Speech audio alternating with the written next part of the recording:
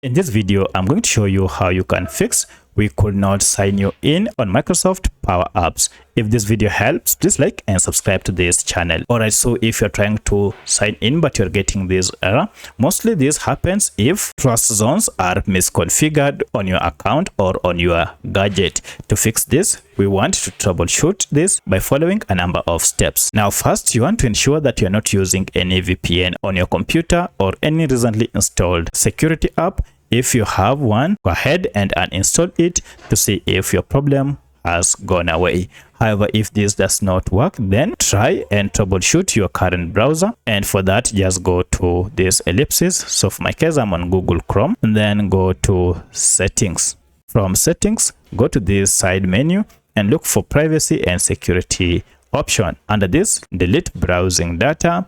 And here you can choose time duration. For instance, last 24 hours, last 7 days, and more. You can also choose all time. Then select the options below to ensure that you have selected, to ensure that you delete everything. Then go and confirm by clicking on delete, and as you can see, that has deleted the files. Now restart your computer and see if that works.